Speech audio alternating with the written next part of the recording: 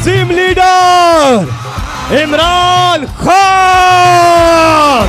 मेरा पाकिस्तान है, इस पे दिल कुर्बान, इस पे जान भी कुर्बान है। वो इस पे दिल कुर्बान, इस पे जान भी कुर्बान है। तेरा पाकिस्तान है, ये मेरा पाकिस्तान है। जब मैं फैसलाबाद यहां पहले मैंने जलसा किया 2 महीने पहले, अब मैं फिर यहां हूं आपके पास। कभी भी सियासी जलसे 3-4 साल के बाद एक शहर में होते थे, उससे पहले नहीं होते थे। यह पहली दफा है कि 2 महीने में फिर फैसलाबाद जलसा कर रहा हूं और माशाअल्लाह इस तादाद में अवाम आई है जलसे पे। लेकिन मुझे अफसोस से कहना पड़ता है कि फैसलाबाद में इंडस्ट्री बंद हो रही है। जब मैं फैसलाबाद यहां पहले मैंने जलसा किया 2 महीने पहले, अब मैं फिर यहां हूं आपके पास। कभी भी सियासी जलसे 3-4 साल के बाद एक शहर में होते थे, उससे पहले नहीं होते थे। यह पहली दफा है कि 2 महीने में फिर फैसलाबाद जलसा कर रहा हूं और माशाअल्लाह इस तादाद में अवाम आई है जलसे पे। लेकिन मुझे अफसोस से कहना पड़ता है कि फैसलाबाद में इंडस्ट्री बंद हो रही है। फैसलाबाद गौर से सुनो, हमने पाकिस्तान की तारीख में सबसे ज्यादा टैक्स का पैसा इकट्ठा किया क्योंकि हमने दौलत में इजाफा किया, हमें टैक्स ज्यादा मिला, हमने करप्शन कम की और तारीखी टैक्स इकट्ठा किया, जिसकी वजह से जब 4 महीने पहले पेट्रोल 1 लीटर 150 रुपए का था, सिर्फ 4 महीने पहले। आलमी मंडी में तेल तब $103 का था। और ये जरा सुन ले, नोट करें, ये $103 का आलमी मंडी में तेल था और हम आपको पेट्रोल 150 रुपए लीटर दे रहे थे। आज आलमी मंडी में तेल $96 है, कम हो गया, लेकिन आज आपको 236 रुपए लीटर पेट्रोल पड़ रहा है क्योंकि हमने अपने पेट्रोल की कीमत नीचे रखी थी।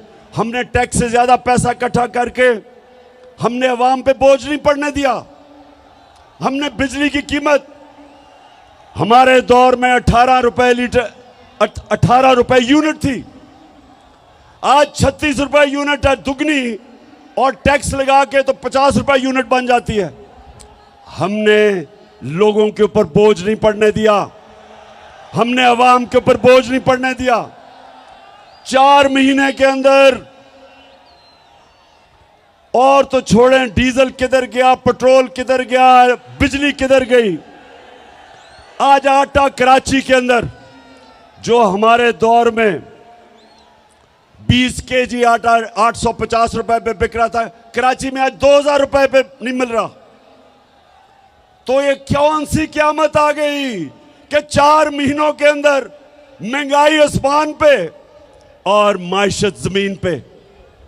ये इन्होंने किया है इस इंपोर्टेड हुकूमत ने। और IMF क्या कह रहा है उसे कि ये आपके पास लंदन में महंगी तरीन जगह, लंदन यूरोप की सबसे महंगी तरीन शहर है, उस शहर की सबसे महंगी तरीन जगह मेफेयर में। मैं इनसे पूछता हूं तुमने किधर से ये पैसा आया? तो ये जरा अब मरियम बीबी का सुने। इस तरह मुझे लगा कि आप लोगों को बेवकूफ नहीं बना सकते। मेरी सेंट्रल लंदन में प्रॉपर्टीज तो दूर की बात है, मेरी पाकिस्तान में भी कोई प्रॉपर्टी नहीं है। मैं अपने वालिद के साथ है और मुझे समझ नहीं आई कि मेरी और मेरी वालदा की और बहन भाइयों की प्रॉपर्टीज ये कहाँ से निकाल के ले आए हैं। मेरे नाम पाकिस्तान में कोई प्रॉपर्टी नहीं है, ये तो इंग्लैंड की बात है। सुन लिया, सुन लिया। ये मरियम को नहीं पता था कि एक हदीस है कि शैतान आपके गुनाह दुनिया में नशर कर देता है, कि आप जितना मर्जी गुनाह छुपाना चाहें शैतान दुनिया में नशर कर देता है। तो उनको नहीं पता था आज से 9 साल पहले कि एक इंटरनेशनल इंकशाफ हो जाएगा जिधर उनकी मेफेयर की अरबों रुपए की प्रॉपर्टी के ऊपर भी इंकशाफ होगा कि ये इनकी है। ये कहती है ना मेरी नहीं है। अब ये सुने,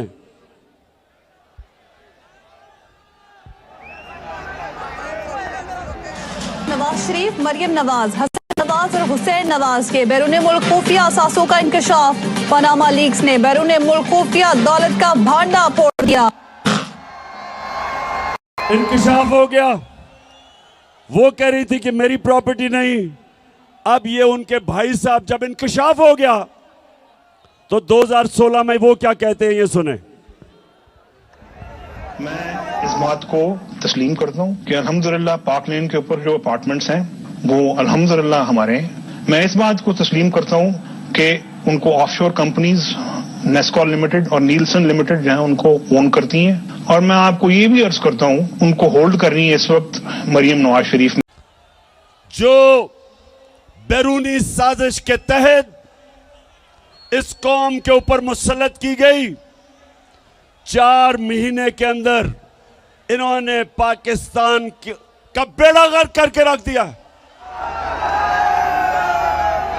चाहे सनत देखो, चाहे किसानों से पूछो, चाहे अवाम से पूछो, चाहे मजदूरों से पूछो, सारों के हालात बुरे हैं। क्योंकि जो इंपोर्टेड हुकूमत थी वो सिर्फ एक मकसद के लिए आए थे, अपने करप्शन के केस बंद करने के लिए। तो मैं उसके ऊपर बाद में आऊंगा। मैं पहले जो पाकिस्तान में सैलाब आया हुआ है, अल्लाह ने हमें बड़े इम्तिहान में डाला हुआ है। 3 चीजें हमने करनी है आगे से कि अगर इस मुल्क में सैलाब आए तो वो इतनी तबाही ना मचाए। नंबर 1, हमें डैम्स बनानी पड़ेंगी। मैं फख्र से कहता हूं कि 50 साल के बाद हमारी हुकूमत थी जिसने 10 डैमें बनाई, जिसमें 3 बड़ी डैम्स थी 50 साल के बाद। और हमने अभी और डैम्स की फिजिबिलिटीज बनाई हुई थी। और अगर 3-4 साल और मिल जाए हमें तो कभी भी इस तरह की तबाही, फ्लड्स नहीं मचाएंगे आने वाले वक्त में इंशाअल्लाह। तो सबसे पहले डैम्स बनानी है। नंबर 2, ये जो मौसम की तब्दीली है, इसके लिए जो हमने 10 अरब दरख्त लगाने का हमारा जो प्रोग्राम है, वो एक ही तरीका है कि हम ये जो क्लाइमेट चेंज है, मौसम की तब्दीली है, ये जो मौसम गर्म हो रहा है, एक ही तरीका है इसकी गर्मी कम करने का कि सारी कौम मिलके आने वाली हमारी नस्लों को बचाने के लिए हम सब मिलकर शजरकारी करें। पहली दफा हमारे जलसों में, किसी भी जलसों में, पहली दफा इस तादाद में पाकिस्तान की ख्वातीन भी शामिल हैं हमारी तहरीक में। यहां हमारे MNAs, MPs, वर्कर्स, नौजवान, यूथ, और मैं यहां अपनी मसीह बरादरी को भी खुशामदीद कहता हूं। मेरे पाकिस्तानियों, मैं जब 2018 में इलेक्शन कैंपेन में जब मैं यहां आया फैसलाबाद, तो यहां बेरोजगारी थी, यहां टेक्सटाइल इंडस्ट्री बंद हो रही थी, हाउसिंग सोसाइटीज बनाई जा रही थी, टेक्सटाइल इंडस्ट्रीज बंद करके बेरोजगारी थी। और मैं अल्लाह का शुक्र अदा करता हूं कि हमारे 3.5 साल में यहां टेक्सटाइल इंडस्ट्री भी उठी, यहां रोजगार भी मिला, इर्द गिर्द किसानों के, पहली दफा किसानों के पास इतना पैसा आया, उनकी फसलों के ऊपर उनको पैसा मिला। गन्ना जो किसान उगाता था और जो शुगर माफिया उसको पैसे नहीं देता था। इलेक्शन भी आ रहा है, यहां एक इलेक्शन भी है, आपको पता है लोटों का। फैसलाबाद में भी 1-2 लोटे निकले हैं।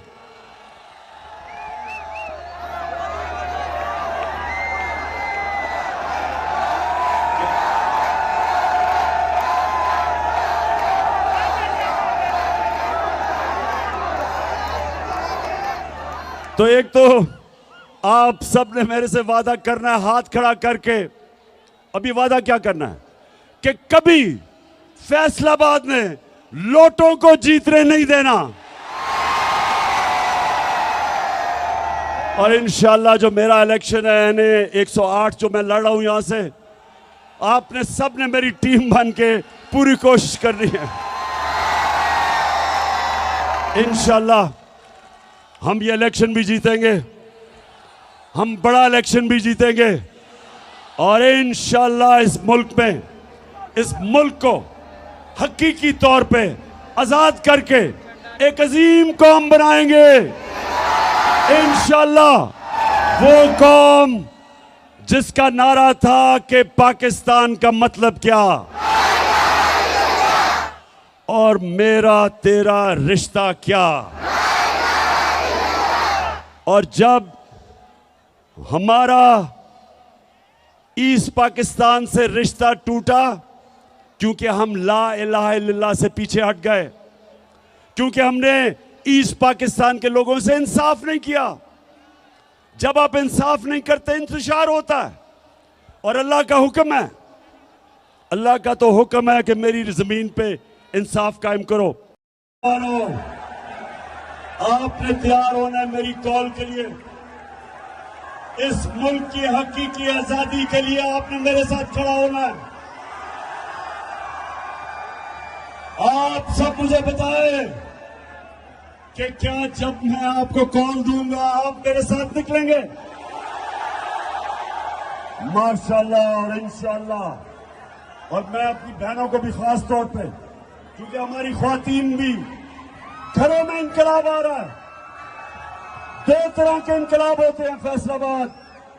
एक इनकलाब होता है खूनी इनकलाब, जब ऊपर वो कब्जा कर लेती है एक ऐसी एलीट, एक ऐसा साहिब इक़्तिदार जो मुल्क का खून चूसते हैं।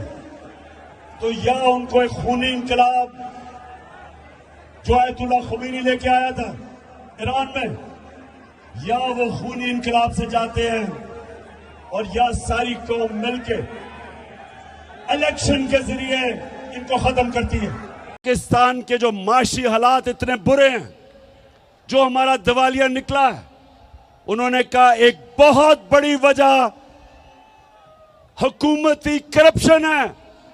यह पहली दफा IMF ने कहा है।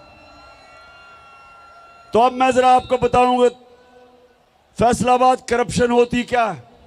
नौजवानों जरा अब आप तैयार हो, आपको मैं वीडियो दिखाने लगा हूं। करप्शन होती क्या है? करप्शन होती यह है कि जब मसलन मैंने एक पावर प्लांट लगाना है पाकिस्तान में, उसकी कीमत है 100 अरब रुपया। मैं क्या करता हूं, मैं मुल्क का प्राइम मिनिस्टर या वजीर हूं, मैं क्या करता हूं, उसकी कीमत उठा के 120 रुपए कर देता हूं। 120 अरब रुपया 20 रुपए जेब में डाल लेता हूं। वो पावर प्लांट जो दुनिया में 100 अरब रुपए में बने हैं, वो पाकिस्तान में 120-30 रुपए पे 30 अरब रुपए के बने हैं। जो 30 अरब रुपया जो ऊपर जो कीमत बढ़ा के करते हैं, वो अवाम को कीमत अदा करनी पड़ती है महंगी बिजली से। और वो क्योंकि 30 अरब रुपया मुल्क में नहीं छुप सकता, क्योंकि वो बैंकों में डालेंगे, लोग पूछेंगे, तो वो मुल्क से बाहर भेजते हैं, वो चोरी करके बाहर भेजते हैं। तो अब मैं आपको बताऊं कि जो हमारे साहिब इख्तियार जो 30 साल से इस मुल्क में चोरी कर रहे हैं, 2 खानदान, शरीफ खानदान और जरदारी खानदान,